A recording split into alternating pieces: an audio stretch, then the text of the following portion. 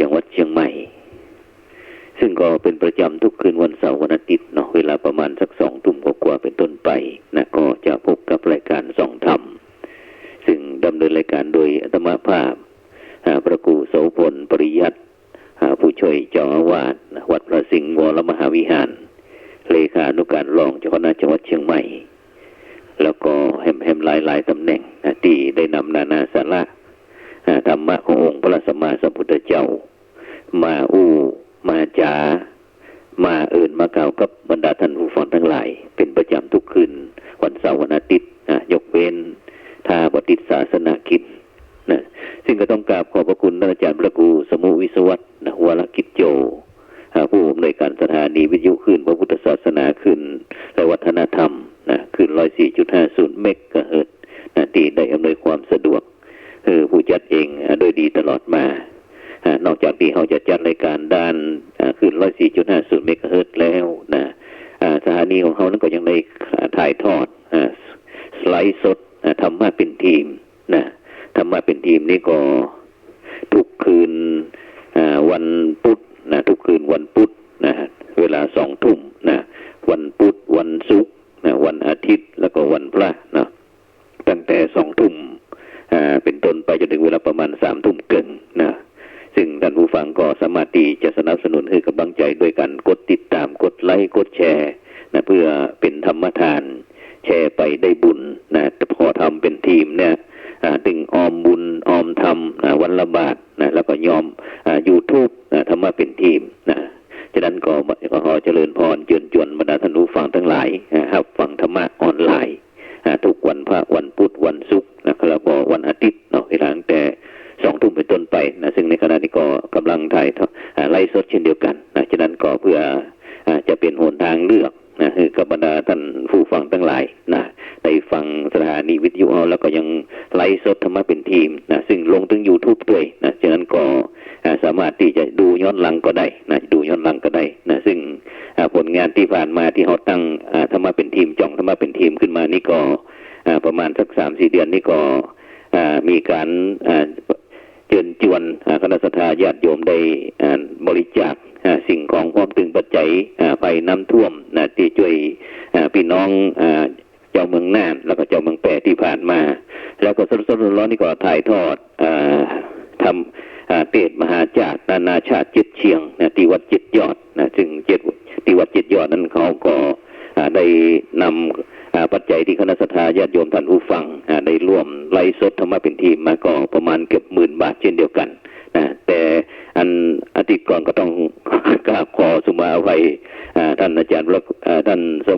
เลขาสมัครรายการทัดต่อไปตัวที่แล้วนี่ได้สรุป ว่าได้สรุปยาวอีเนาะว่าเกี่ยวกับมหาจารย์นะจารย์สุดท้ายที่พระพุทธเจ้าไปกันเลยไป10 กว่านาทีเพื่อหันก็มาเวลาเลยไปก็ต้องขอสุมาอภัยมาณโอกาสนี้ด้วยนะซึ่งวันนี้ก็กำลังเดินทางกับมาจากภาคอีสานนะได้ไปติดตามที่พระเดชพระคุณเจ้าพระคุณสมเด็จพระมหาราชมังคลาจารย์ได้แต่งตั้งผู้จัดเองเป็นคณะกรรมการโครงการขับเคลื่อนโครงการหมู่บ้านรักษาศีล 5 หนเหนือนะซึ่งมีหน้าที่ดูแลตึงคณะทำงานก็มีพระเดชคุณหลวงพ่อพระธรรมแต่ก่อนนั้นก็เป็นพระเดชคุณหลวงปู่พระพรหมมงคลหลวงปู่ทองสิริมังคโลนะพร้อมถึงคณะกรรมการประมาณ 7-8 ท่านนะพอพระเดชคุณหลวงปู่มรณภาพลงตั้งคณะกรรมการส่วนกลางก็ได้ตั้งพระเดชคุณหลวงพ่อพระธรรมเสนาบดีนะเจ้าอาวาสวัดพระธาตุดอยสุเทพรองเจ้าคณะภาค 7เป็นประธานขับเคลื่อนโครงการหมู่บ้านรักษาศีล 5 หนเหนือซึ่งเมื่อวันที่22นั้นก็ได้มอบนโยบายคือคณะกรรมการหมู่บ้านรักษาศีล 5 หนเหนือเขาเนี่ยนะได้มีโอกาสเดินทางไปเยี่ยมการจัดตรวจเยี่ยมโครงการหมู่บ้านรักษาศีล 5ของหนอื่นพ่องนะบอกว่าจะเป็นหนเหนือหนใต้หนตะวันตกหนตะวันออกอีนะภาคกลางอีนะซึ่งผู้จัดเองก็ได้เดินทางร่วมกับท่านอาจารย์เจ้าคุณพระศรีศิลปาจารย์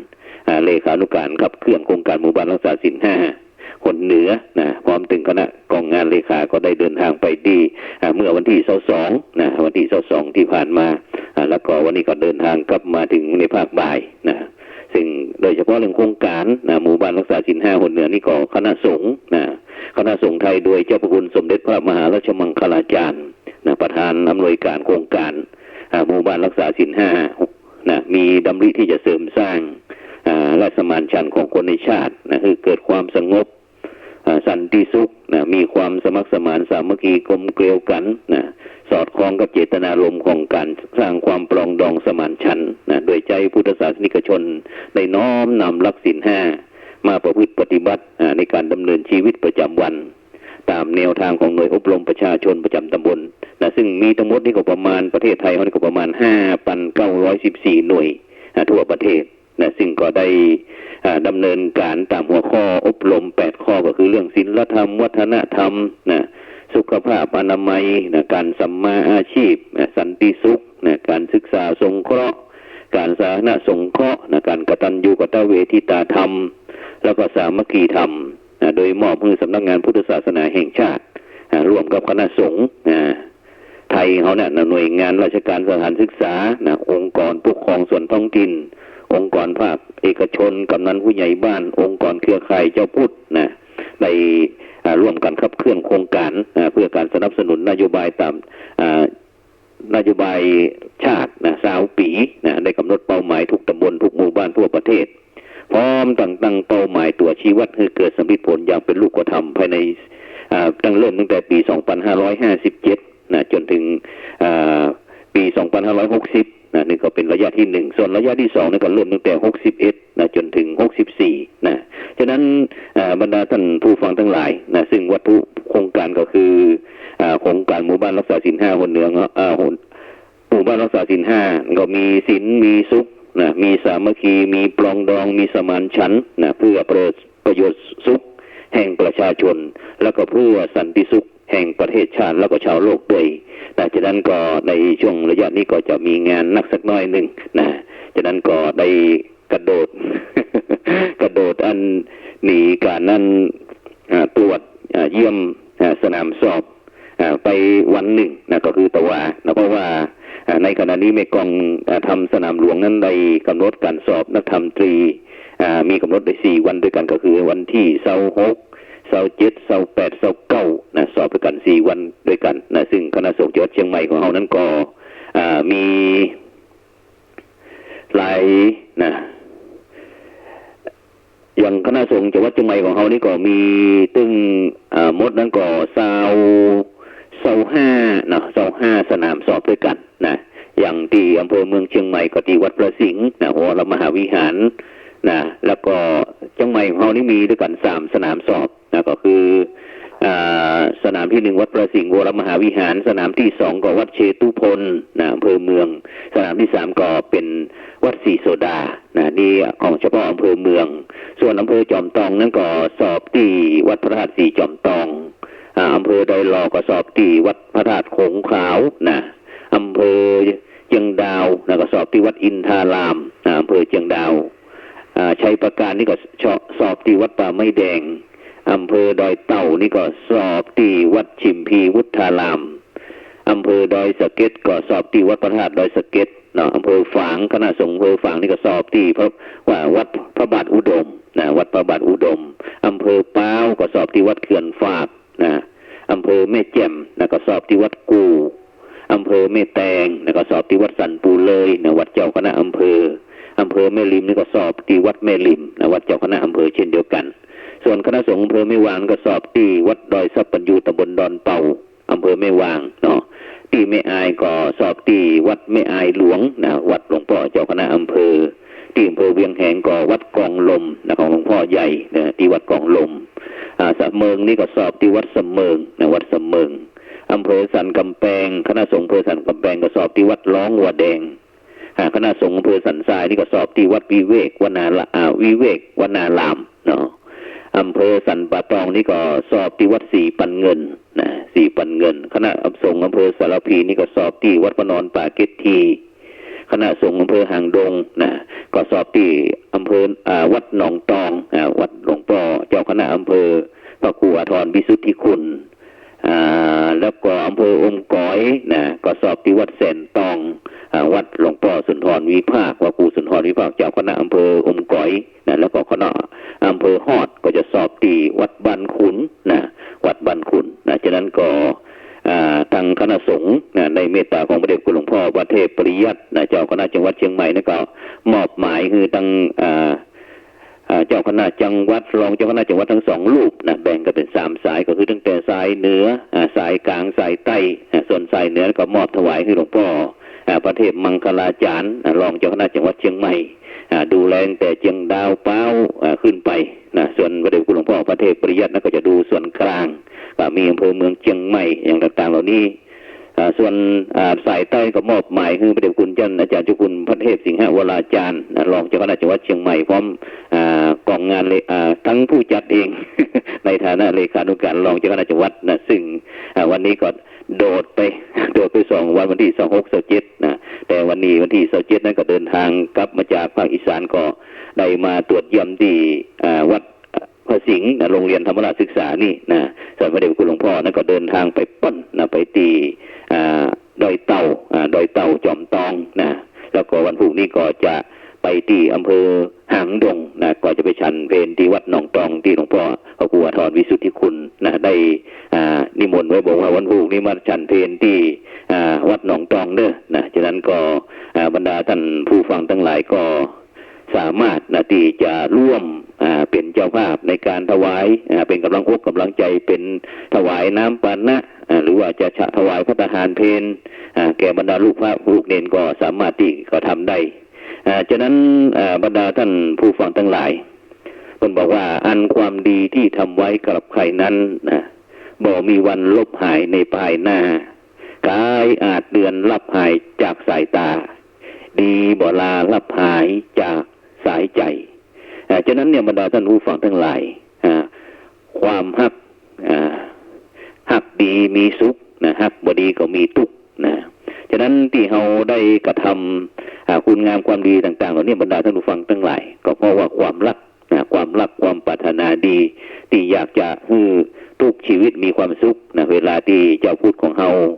ได้ทำบุญสุนทานก็มักจะแผ่เมตตาสัพเพสัตตาสัตว์ทั้งหลายที่เป็นเพื่อนทุกข์เกิดแก่เจ็บตายคือทุกผู้ทุกคนบ่ได้เลือกตีรักมักตีจังแม้กระทั่งคนเคยจังกันตั้งแต่อดีตชาติได้ก็ตามก็แผ่บุญแผ่กุศลไปให้เจ้ากรรมนายเวรต่างๆเพราะฉะนั้นเนี่ยบรรดาท่านผู้ฟังทั้งหลายความรักก็คือปุ๋ยของชีวิตความรักเป็นปุ๋ยของชีวิตเป็นสิ่งที่ทุกชีวิตที่เรียกร้องต้องการเพราะทำให้ชีวิตผู้คนใดที่มีความรักและทำให้ชีวิตมีความสุขมีความสดใสสวยงามแต่ความรักก็อาจจะเจือด้วยความทุกข์ซึ่งขึ้นอยู่กับว่ารักแบบไหนโดยเฉพาะรักเพราะกิเลสตัณหาถึงเวลาก็อาจจะมีคนใหม่โดยเฉพาะอย่างเด่งรักคนหนุ่มคนสาวอย่างต่างๆแล้วนี่อย่างบ่าวสาวฮักกันนี่ในบรรดาท่านผู้ฟังทั้งหลายแรกๆเนี่ยก็มันก็ตึงแม้แต่ทุกสิ่งทุกอย่างมันตึงฮือได้หมดแต่เหมือนเขาพอ เลิกลากันไปก็เป็นบอกว่ารักเพราะกิเลสตัณหาส่วนรักเพราะทรัพย์สินสมบัติพอทรัพย์สินสมบัติมันอันตรธานสูญหายจากไปเพราะอาจจะความรักก็จะสิ้นโดยไปก็มีรักไม่มีวันพัดพรากบอกแปลเปลี่ยนเป็นอย่างอื่นก็คือความรักด้วยใจความรักด้วยความเมตตามุ่งปรารถนาดีมุ่งดีปรารถนาดีหวังสุขต่อกันและกันนั่นแปลว่ารักไม่มีวันพัดพรากรักแล้วไม่ขาดปราศจากสติก็คือรักตัวกลัวตาย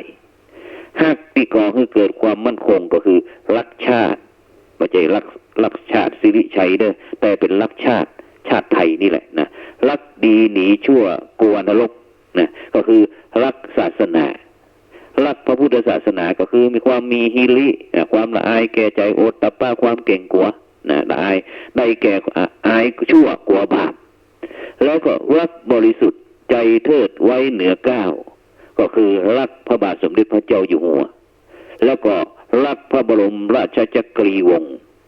รักแท้มีแต่มีแต่เสียสละยิ่งฮักนักยิ่งทุ่มเทเสียสละให้มาก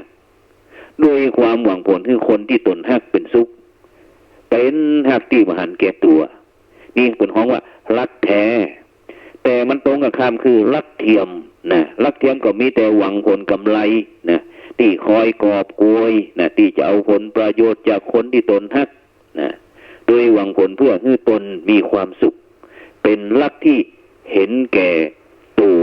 นะตีกี้นั้นบอกว่าลักแท้ไม่เห็นแก่ตัวแต่ลักเทียมเห็นแก่ตัวเพราะฉะนั้นเนี่ยบรรดาท่านผู้ฟังทั้งหลายลักที่มันอันตรายฮักที่มันเป็นผลร้ายก็คือการให้ท้ายแก่คนที่ตนรักเพราะฉะนั้นเป็นบอกว่ารักลูกให้ถูกทางฉะนั้นเนี่ยบรรดาท่านผู้ฟังทั้งหลายในปัจจุบันนี้นะเราจะดูจากสื่อนะต่างๆนี่วันนี้ก็ปัดโทษคุณครูนะเอานักเรียนไปขังในห้องน้ำพ่องคุณครูถ้าอย่าอารมณ์เสียนะครับมาตีละอ่อนต้องนะตึงว่าตึงอย่างต่างๆซึ่งสิ่งเหล่านี้บรรดาท่านผู้ฟังทั้งหลายนะก็เพราะความรักเหมือนกันรักที่อยากจะให้ลูกศิษย์ลูกหาอยู่ในต้อยฟังคำแต่มันบ่ได้ดังอันมันก็เลยเป็นรักที่อันตรายรักที่บนร้ายก็คือให้ท้ายแก่คนที่ตนรักนะซึ่งพ่อแม่บางคนก็ออกมาเอาละตีโพยตีพายนะว่าลูกเป็นคนจะนั้นเป็นคนจะนี้อย่างก็ตัวเองเป็นลูกนะเพราะฉะนั้นเนี่ยบรรดาท่านผู้ฟังทั้งหลายสิ่งเหล่านี้นะมันเป็นสิ่งที่คอยที่จะขัดขวางในการที่จะให้ความฮักเหล่านี้มันลงตัวนะเพราะทุกคนก็มีความฮักเหมือนกันนะฉะนั้นเนี่ยเอาจะมักจะได้ยินคำว่ามารมันผจญมารมันคอยขัดขวางจะยะอย่างสิ่งต่างๆไม่ว่าจะเป็นทำบุญทำกุศลนะแต่ถ้าทำบาปทำอกุศลนี่นะมารพญามารมันชอบเหมือนก่อนที่องค์พระสัมมาสัมพุทธเจ้านะจะได้ตรัสรู้เป็นอนุตตรสัมมาสัมพุทธเจ้าก็เช่นเดียวกันนะพญามารตึงปัดเท่านะคือลูกสาวถึง3 คนมาละฟ้อนมาลำมายุมายั่ว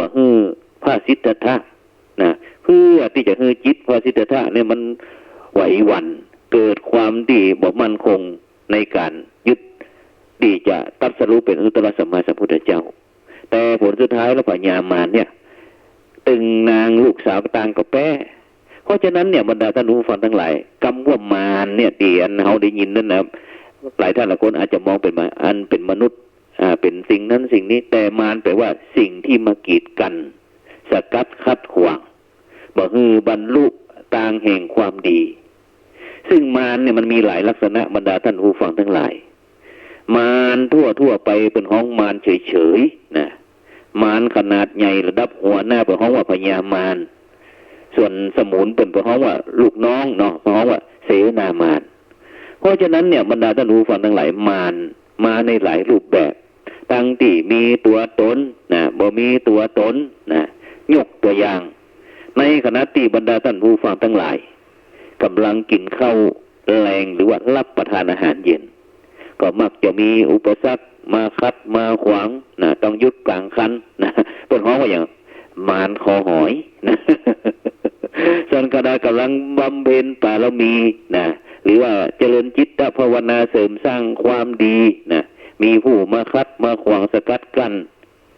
บ่ให้การบำเพ็ญความดีนั้นๆดำเนินต่อไปได้เป็นห้องว่ามารผจญหรือว่าพระจนมารแม้ขณะกำลังจะได้รับผลของความดีนะบาปท่อนะมีสิ่งมาสกัดมาคัดมาขวาง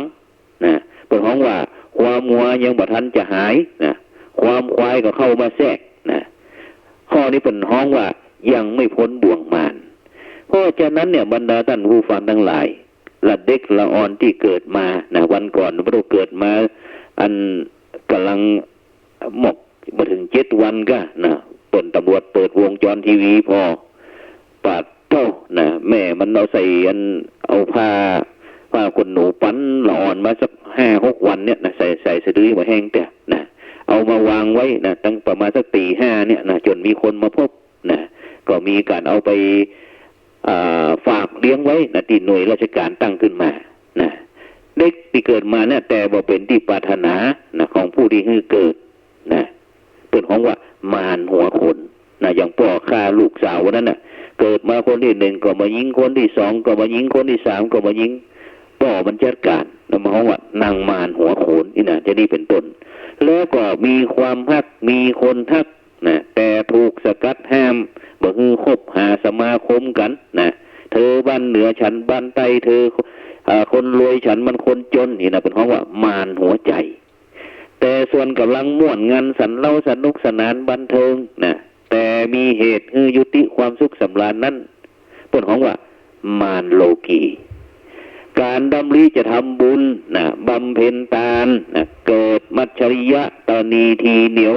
ขึ้นในจิตในใจนะเปิ้นทำบุญศูนย์ทานฟังเทศมหาชาติพ่องทำบุญทานกวยสลากพ่องนี่นะเลี้ยงน้ำเลี้ยงพระทหารเพลแก่พระสงฆ์องค์เน้นพ่องนี่นะ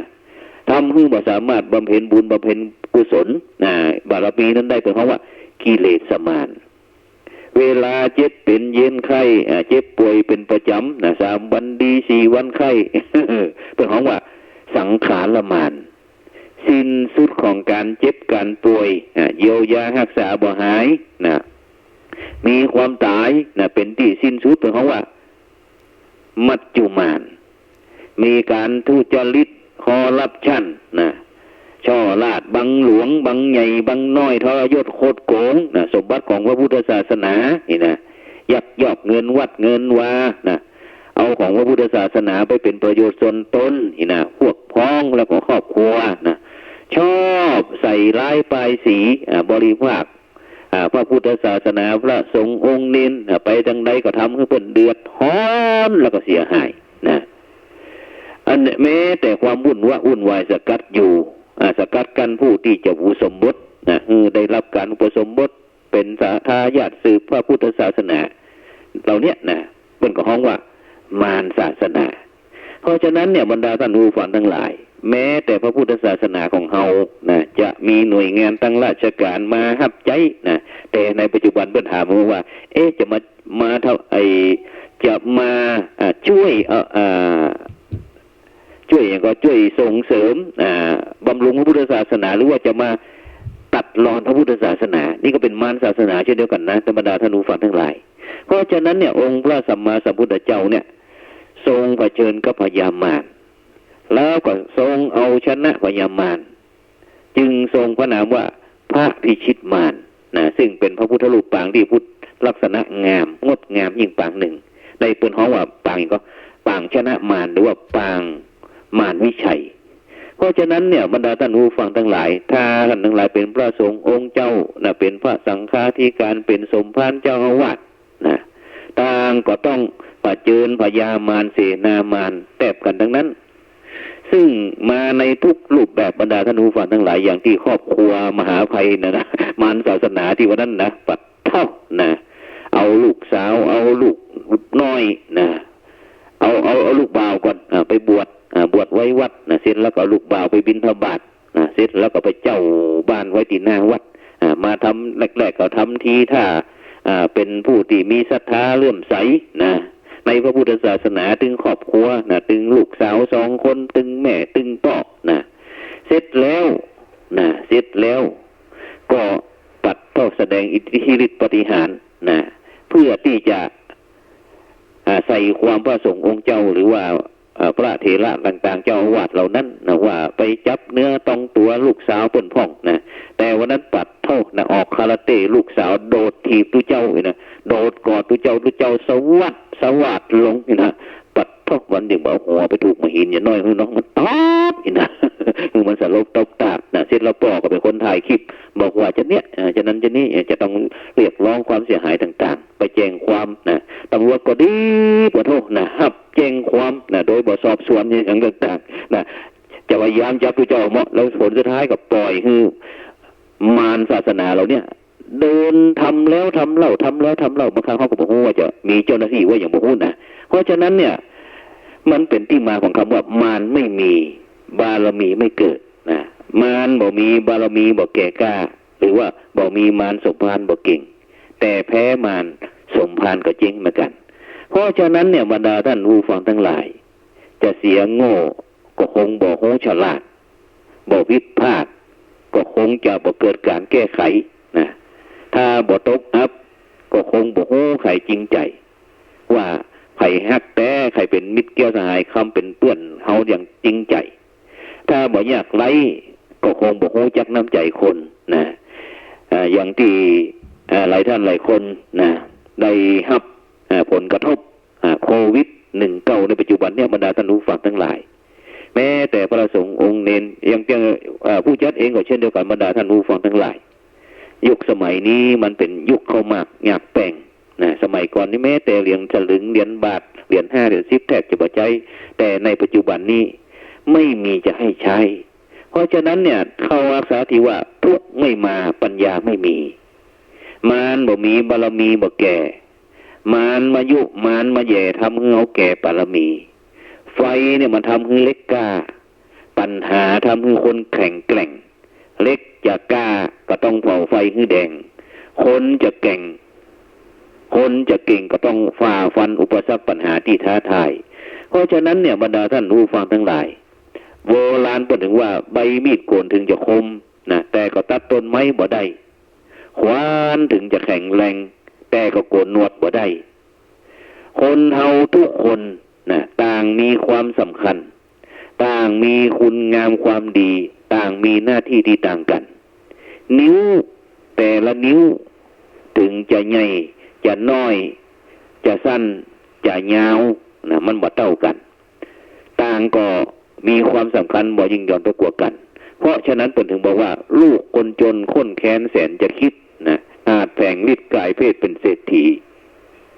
ลูกคนโง่อาจโผเป็นเมธีเหตุชะนี้ไม่ควรดูหมิ่นกันอย่างไปพอลุงพลป้าแตนตีอำเภอเต่างอยจังหวัดมุกดาหารบรรดาท่านผู้ฟังทั้งหลายความจริงคณะกรรมการโครงการหมู่บ้านรักษาศีล5คนเนี่ยก็ผ่านไปเหมือนกันเนาะนะผ่านไปเหมือนกันนะผ่านไปก็ได้ไปที่จังหวัดมุกดาหารเช่นเดียวกันไปที่โรงเรียนวัดสนัยวัดสนัยเสร็จแล้วก็ไปที่ไหนผมก็กุดบาทกันเนาะมุกดาหารนี่ก็ไปที่สว่างชมพูตำบลป่าหลายอำเภอเมืองมุกดาหารแล้วก็วัดศรีสะอาดตำบลบางสายใหญ่อำเภอเมืองมุกดาหารนะนี่ก็ได้ผ่านไปที่อำเภอเต่างอยเช่นเดียวกันแรกๆก็คุยเซลท่านเจ้าคุณศรีศิลปาจารย์ก็ตะลุงเขาไปบ้านลุงพลจะกำบอกเจ้าคุณศรีก็บอกโอ้ถ้าเราครูไปเนี่ยผมจะขึ้นรถเหมารถกลับคนเดียวละไปใจก็ไปเถอะเพราะฉะนั้นเนี่ยบรรดาท่านผู้ฟังทั้งหลายอย่าคิดว่าตนเป็นคนสำคัญนะเพียงคิดมันก็ผิดแล้วนะอย่าคิดว่าตนเป็นสำคัญจะได้เพราะว่าเมื่อไม่มีใครให้หรือหันความสำคัญจะถือมันก็จะกลายเป็นทุกข์อย่าคิดว่าตนเป็นคนสูงส่งเพราะจะหันคนอื่นต่ำต้อยหันคนอื่นด้อยกล้าเป็นเหตุให้เกิดการดูหมิ่นดูแค้นเหยียดหยามประณามคนอื่นนะอย่าคิดตนว่าตนเองเป็นคนวิเศษเลิศล้นเหนือคนอื่นเพราะว่าเมื่อไม่มีใครยกย่องเมื่อบ่มีไผให้เกียรติก็จะรู้สึกฉุนเฉียวเกลียวโกรธแถมอาฆาตพยาบาทมึงนี่นะจะดีเป็นต้นและอย่าสำคัญว่าตนเป็นคนดีเพราะอย่างเพราะในสังคมเนี่ยยังมีคนดีเหนือกว่าเฮาแหมนักหนาปาป้านอย่าสำคัญว่าคนตนเป็นคนเด่นเพราะอย่างเพราะในสังคมยังมีคนที่เด่นกว่าเฮาอย่าสำคัญตนเป็นคนดังเพราะในความดังเนี่ยมันมีถึงดังโด่งแล้วก็ดังดับอย่าสำคัญว่าตนเป็นคนเก่งเพราะ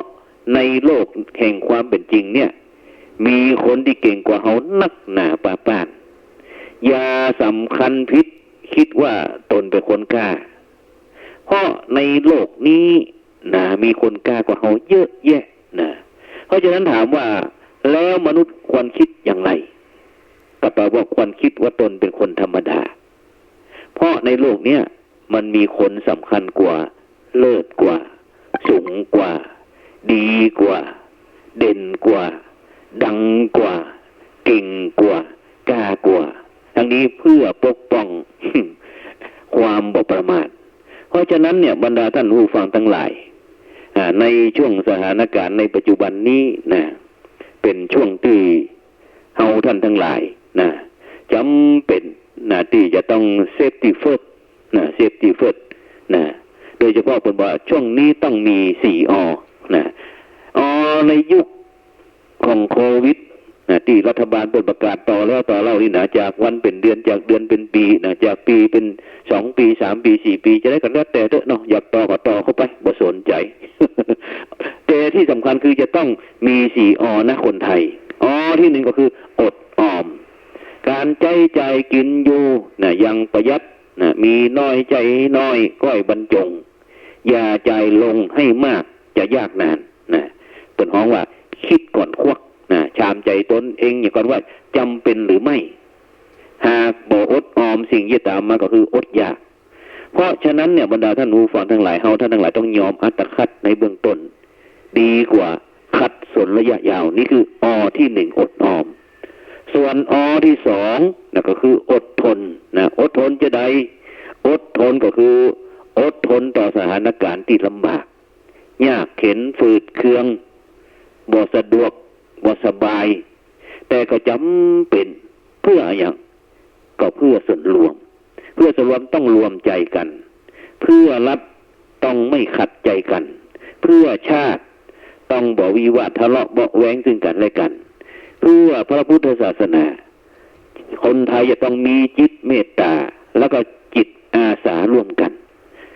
นี่คืออที่สองอดทนส่วนอที่สามก็คืออดกลั้นอดกลั้นจะใดรู้จักยับยั้งบังคับตนต่อภาวะอารมณ์ที่ถูกกระทบถูกกดขี่ถูกบีบคั้นถูกบังคับขาดความอิสระภาพจะไปไหนเด้ออยู่ในบ้านถูกเก็บตั๋วไปลูกจากต่างประเทศมาพ้นไปอยู่สถานที่กักกันเนี่ย2 อาทิตย์นะถูกตรวจสอบถูกควบคุมคนไทยทุกคนจะต้องมีอที่สามคือเรื่องอดกั้นแล้วอที่สี่ก็คืออดใจคนไทยทุกคนจะต้องยุติปฏิสัมพันธ์เว้นการไปมาหาสู่ดุดเหมือนกับในช่วงปกติเมื่อสมัยก่อนนะสนองงานสนองเนี่ยนโยบายของรัฐไปเถอะทำตัวห่างกันเข้าไว้ปลอดภัยไว้ก่อนเพราะว่าช่วงเนี้ยบรรดาท่านผู้ฟังทั้งหลายคิดถึงใครก็อย่าพึ่งด่วนไปพบใจเย็นๆเว้นวรรคกันสักนิดสักหน่อยเดี๋ยวโควิดจะถามหาแล้วก็คิดถึงใครคิดถึงก็อดใจอย่าพึ่งไปให้ใครมาพบเดี๋ยวเขาจะนำโควิดมาฝากระวังตัวระวังตนเป็นคนบ่ประมาทระมัดระวังป้องกันไว้ก่อนก็คือที่ถึงตัวห่างไกลแต่หัวใจใกล้ชิดอีกเด้ออู้ก่อนนี้ดีแล้วก็ตั้งออกก็คือตั้งระบายคลายเหงาคลายเครียดคลายกังวลคลายความห่วงใยความคิดถึงในยุคสมัยนี้บ่ต้องห่วงมีตึงไลฟ์มีตึงเฟซมีตึงภาพมีตึงเสียงตามสบายก็พอที่จะแก้ไขโควิดคงบ่ติดตั้งโทรศัพท์หรือว่าตั้งเฟซตั้งไลน์ได้เนาะแล้วก็ที่สำคัญคืออย่าลืมว่ามีอะไรก็ระบายเพื่อช่วยคลายทุกข์คลายเหงาบรรเทาซึ่งความซึมเศร้าไปก่อนแล้วก็จะไม่ถ้าเครียดตายแต่ถ้าคลายจะสุขฉะนั้นบรรดาท่านผู้ฟังก็จะต้องเลือกเอาอย่างใดอย่างหนึ่งเพราะฉะนั้นก็วันนี้ก็ได้นำนานาสาระธรรมะขององค์พระสัมมาสัมพุทธเจ้ามามาจามามากล่าวกับบรรดาท่านผู้ฟังทั้งหลายตั้งคืน 104.50 เมกะเฮิรตซ์เป็นประจำทุกคืนวันเสาร์วันอาทิตย์แต่ตะวันนี้ก็ติดการถ่ายทอดสดธรรมสัญจรของคณะสงฆ์ตำบลดอยสุเทพฉะนั้นก็ต้องตะวันนี้ผู้จัดเองก็ปั่นเดินทางจากนครพนมก็มาค้างที่เพชรบูรณ์ที่อำเภอเขาค้อแล้ววันนี้ก็เดินทางขึ้นมาถึงเมืองเชียงใหม่ก็จะถึงก็ประมาณบ่าย 2 โมงแล้วก็เลยลงไปเยี่ยมสนามสอบที่โรงเรียนธรรมราชศึกษาวัดพระสิงห์เพราะว่ามันใกล้ที่สุดละเพราะไปที่อื่นก็ถึงบัดตันละฉะนั้นวันพรุ่งนี้ก็ใกล้ตั้งสตาร์ทใหม่เพราะพรุ่งนี้ก็จะติดตามมันพระเดชพระคุณหลวงพ่อเจ้าคุณพระเทพสิงหวราจารย์รองเจ้าคณะจังหวัดเชียงใหม่ซึ่งก็จะเดินทางไปตรวจเยี่ยมเป็นกำลังใจให้กับคณะสงฆ์แถวอำเภอดอยหล่อสันป่าตองแม่วางอย่างนี้ใกล้ๆแถวนี้แหละวันฮือก็น่าจะเป็นอำเภอเมืองอำเภออย่างใกล้ๆรอบนี้ฉะนั้นก็จึงนำการสอบบาลีนักธรรมสนามหลวงของคณะสงฆ์ไทยเฮาทุกจังหวัดทั่วประเทศเป็นห้องการสอบสนามหลวงก็เริ่มสอบตั้งแต่วันที่26 27 28 29 4 วันด้วยกันหลังจากที่สอบนักธรรมเสร็จก็จะเป็นเทศกาลออกพรรษาซึ่งก็จะเป็นวันออกพรรษาแล้วก็จะเป็นวันที่2เดือนบรรดาท่านผู้ฟังทั้งหลายวันศุกร์ที่2ตุ ตุลาคมนะปีนี้ออกอันพรรษาเวยสักน้อยหนึ่งนะออกเวยสักน้อยหนึ่งซึ่งก็หลังจากพรรษาแล้วก็จะเป็นเทศกาลอันตามการเวลาตามเวลานะก็คือทอดกฐินนะซึ่งตั้งผู้จัดเองก็ได้จัดกฐินสามัคคีไปทอดถวายที่วัดอินทปัญญารามบ้านกองฝ่ายจังหวัดแพร่นะซึ่งเป็นวัดบ้านเกิดนะซึ่งได้สร้างไว้ซึ่งก็ได้รับความเมตตาจากพระเดชพระคุณหลวงปู่พระพรหมมงคลหลวงปู่ทองสิริมังคโลนะได้ไปเปิดป้ายวัดนะแล้วก็วางศิลาฤกษ์พร้อมตึงถวายปฐมกฐินนะวัดอินทปัญญารามฉะนั้นปีนี้ก็ผู้จัดเองร่วมกับคุณชาญเอ็ดเวิร์ดคุณวราพรคณะศรัทธาจากวัดพระสิงห์ยูเคประเทศอังกฤษก็จะได้นำพระป่ากฐินสามัคคีไปทอดถวายที่วัดอินทปัญญารามในวันอาทิตย์ที่11 ตุลาคมจากนั้นก็บรรดาท่านผู้ฟังทั้งหลายที่ต้องการจะร่วมเป็นเจ้าภาพกฐินแต่ละกองละ499 บาทนะจัดโดย199 กองนะซึ่งในขณะนี้ก็เหลือน้อยเต็มทีละนะก็เหลือบ่ถึง10 กองละนะจากนั้นก็บรรดาท่านผู้ฟังที่ต้องการจะร่วมเป็นเจ้าภาพกฐินสามัคคีกองละ499กับพระครูโสพลปริยัตินะรายการส่องธรรมนะก็สามารถที่จะโทรศัพท์มาที่083-324-7984นะ083นะ324-7984ซึ่งก็คงจะเหลือ9 กล่องสุดท้ายนะตอนนี้ก็190ละประมาณ190แล้วนะจากนั้นก็เหลือประมาณ9 กล่องต่ออันนะจากนั้นก็คณะศรัทธาญาติโยมท่านใดที่ต้องการจะร่วมก็เรียนเชิญเจริญพรได้นะแล้วก็วันพรุ่งนี้ก็จะเดินทางไปตรวจสนามสอบเสร็จแล้วก็หลังจากนั้นเสร็จสนามสอบแล้วก็เตรียมตัวที่ออกพรรษาจากนั้นก็ต้องขอบคุณอนุโมทนากับบรรดาท่านผู้ฟังทุกคนที่ได้ร่วมด้วยช่วยกันในการที่ทำหน้าที่เจ้าพุทธของเฮาโดยเฉพาะโครงการหมู่บ้านรักษาศีล 5นี้ก็คณะสงฆ์จังหวัดเชียงใหม่ของเฮาก็จะตรวจที่วันที่2 ธันวาคมซึ่งก็จะเป็นที่วัดคงคานิมิตรอำเภอฝางนะแล้วก็วัดสันทรายที่อำเภอชัยประการนะซึ่งปีนี้2 วัดนี้ก็